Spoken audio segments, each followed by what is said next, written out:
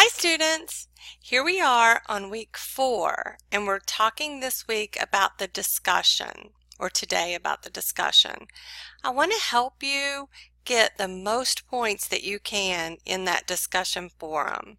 If you'll notice, I've been asking questions on your post, replying, leading you to think about some things that you've written down and maybe expand on those a little bit to make sure you're adequately answering those questions, because that's how you're going to gain points. You're going to gain points first by doing that initial discussion post on time by Wednesday at 11:59 p.m. Eastern Standard Time, posting at a minimum of 2 replies on different dates from your initial discussion as well as each other, and using those reply prompts in those discussions.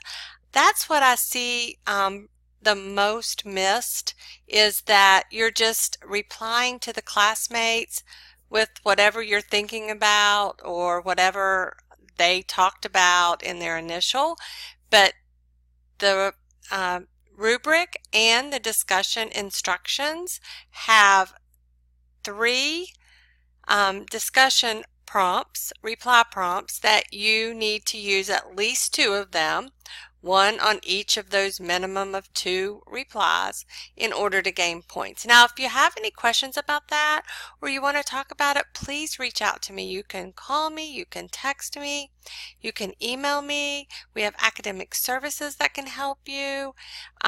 So don't just sit there and not know what to do. Reach out, because we want to help you. So let's talk a little bit about the discussion this week. The purpose of this discussion is to apply your knowledge of medical terminology and the disease process to evaluate assigned ICD-10 CM codes. So you want to make sure that you follow that 3-step plan. And there's a checklist there on your discussion instructions. And I also post a checklist here in this video. You've been working as a medical administrative professional for a few months. So you can see this week we're going to give you a scenario, and read that scenario. That's your step 1. And then answer the initial post questions. There's 3 of those. And then answer 2 of the reply questions to either my reply or a classmate's reply, but you need to pick 2 and do 2 different people. So we want to read that scenario. You've been working as a medical administrative professional for a few months at a walk-in clinic, and a friend of yours calls to ask advice about a bill that she received. She had been treated for a bleeding ulcer of the esophagus, and the insurance company denied her claim. She tells you that she's been fighting with the insurance company to get that claim paid, and she just hasn't had any luck. So you decide to take a look at her explanation of benefits to see if you can determine why that claim was denied. Now, you notice that the diagnosis code assigned for the services is K21.9, which is GERD, gastroesophageal reflux disease.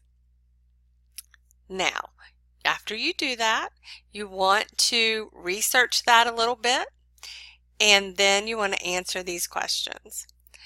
And a good rule of thumb is just to copy and paste these questions right into your discussion forum, and then after each one you type in your answers, making sure that you answer those adequately to receive good points for that.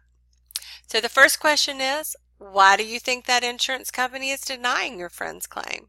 So make sure you are specific and you write in complete sentences, and you give at least 2 or 3 sentences about that. Question 2.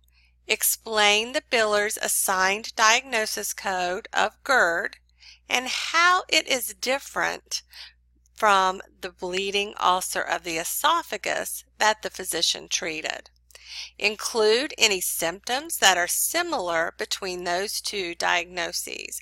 So you're going to have to do a little bit of research on that, and make sure if you do research that you cite your sources. Number 3, what advice will you give your friend about how to get that claim paid? So use your educated opinion and answer that to the best of your ability with at least 2 or 3 sentences. Now, after you've posted your initial on the next day, come back into the discussion forum. We'd like to see you there at a minimum of 3 times a week. Come back in and start your replies. Before you start your replies, you might want to look to see if I have put a reply on one of your posts, because I'm going to ask you questions. I'm going to make you think a little bit harder, things that can help you gain more points and get more knowledge about our discussion this week. So now you're ready to do your replies, and you want to choose at least 2 of the following prompts in your reply post. So let's say you do your initial on Tuesday, then you come back in on Wednesday and you start your reply. So you're going to pick either 1, 2, or 3 to do your reply with either one of my posts or one of your classmates' posts. And number 1 is, do the HIPAA privacy regulations apply to your conversation or access to your friend's medical bills? Now, this is not just a yes or no answer. You're going to have to explain your answer. Why do HIPAA privacy regulations apply, or why do they not apply? Now, the second one is, and say you come back in on Thursday and you do another reply. So there you've met your 3 different days. You've done your initial and your minimum of 2 replies. The second one says, when replying to your classmates, discuss how having a family member or friend stricken by an illness could drive you to be a better coder. Now, I'm sure all of us know somebody or have somebody in our family who's been sick. And some of us may have tried to help them understand all of those medical bills that came in. So, you know, if anything was ever coded wrong or anything was ever not billed correctly for some reason or another, you can use that experience and talk about that in this reply. Then the third way you could talk to someone is to reflect and share a meaningful connection, whether it's a personal connection or professional connection, to a classmate's or instructor's response. Now, you want to stay on topic. The key is to stay on topic. If you go in there and you just post about the weather, or that you hope somebody does better, or you liked their post and you hope they do well in the class, that's not on topic. So you're not going to get points for that. So make sure you stay on topic. And remember, I'm in the classroom every single day, and I'm in the discussion forum every single day. So I'll see you in class.